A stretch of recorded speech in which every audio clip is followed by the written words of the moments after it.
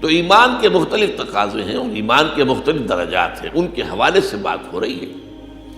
اس کو اس لغوی مفہوم میں لے لینا کہ جب مومن نہیں ہے تو گویا کہ پھر مسلم بھی نہیں ہے، پھر کافر ہو گیا، یہ سارا معاملہ جو ہے یہ غلط ہے، اور اس کو ہم بڑی تفصیل سے اس پر ہم بحث کر چکے ہیں حدیث جبرائیل کے ضمن میں۔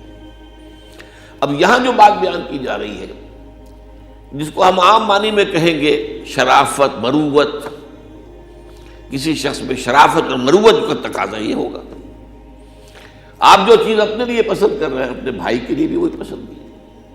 اچھا، بھائی ایک وہ ہے جو ماں جایا ہے، آپ کا حقیقی بھائی ہے، ظاہر بات ہے کہ اس میں سب سے اقدم وہی رہے گا، سب سے پہلے وہی رہے گا۔ اس کے بعد بھائیوں میں کزنز ہے، وہ جو آپ کے دادا دادی کی اولاد ہے وہ بھی پھر بھائیوں میں آ جائے گا۔ یہ دائرہ وسیع ہوتا چلا جائے گا، اور یہ دائرہ جو ہے یہاں تک کہ پوری نوع انسانی کو اپنے احاطے میں لے لے گا، جو کہ میں ابھی بتا چکا ہوں ان سے بھی تو ایک رشتہ اخوت ہے، وہ آدم و حوا کی اولاد ہے، تو اس اعتبار سے ان سے بھی ہمارا ایک رشتہ اخوت تو ہے۔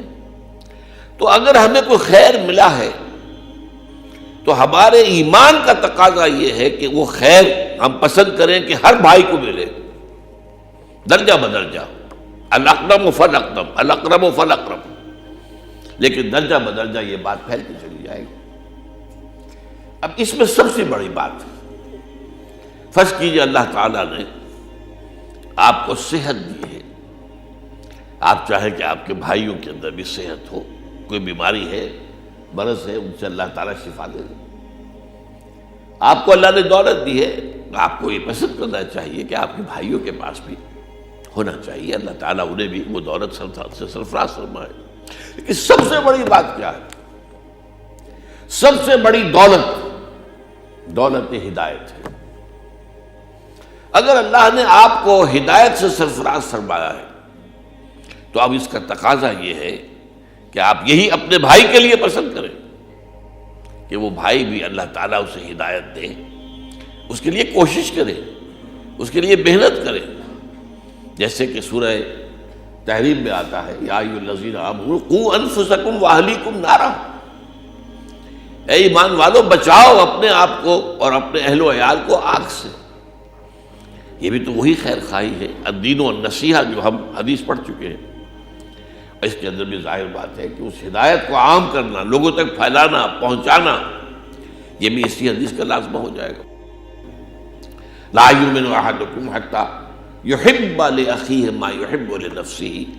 اب میں نے جیسا کہ عرض کیا، اخلاقیات کے میدان میں اس کا دائرہ بڑھتا چلا جائے گا، پھیلتا چلا جائے گا۔ یہ تو جیسے جیسے آپ کے قلب کے اندر وسعت پیدا ہوگی، آپ کے سینے میں فراخی پیدا ہوگی، تو رشتہ اخوت جو ہے بڑھتا چلا جائے گا۔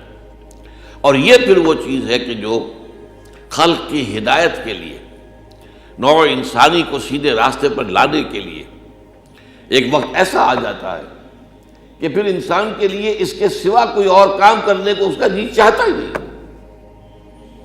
جب حضور نے یہاں تک فرما دیا حضرت علی سے رضی اللہ تعالیٰ عنہ، یا علی ان یہدی اللہ بک رجلا واحدا خیر لک من حمر النعم، اگر تمہارے ذریعے سے اللہ تعالیٰ کسی ایک شخص کو بھی ہدایت دے دے تو یہ تمہارے لیے سرخ اونٹوں سے بڑی دولت ہے۔ بڑی حکیمانہ، یہ بھی جواب الکلم میں سے بات ہے، اور دیکھیے کیسے بات کو جمع کیا گیا ہے۔ ہدایت تم نہیں دے سکتے، ہدایت تو اللہ دے گا۔ ان یہدی اللہ بک رجلا واحدا، لیکن اگر اللہ کسی کی ہدایت کو جس کو دے رہا ہے اس میں ذریعہ تمہیں بنا دے، تمہارے ذریعے سے ہدایت اس کو پہنچے، تو یہ تمہارے لیے سرخ اونٹوں سے بڑھ کر جو ہے یہ دولت ہے۔ یہ سرخ اونٹ جو ہے عربوں کی بہت ہی پسندیدہ، بہت ہی سمجھیے کہ محبوب جو ہے نوع، سرخ رنگ کا اونٹ۔ یا علی ان یہدی اللہ بک رجلا واحدا خیر لک من حمر النعم۔ تو اب ظاہر بات ہے یہ جو ہم صوفیہ کے بارے میں پڑھتے ہیں، انہیں تو اسی چیز کی غرض تھی کہ لوگوں تک ہدایت کا کلمہ پہنچ جائے، انہوں نے کوئی جائیدادیں تو نہیں بنائی۔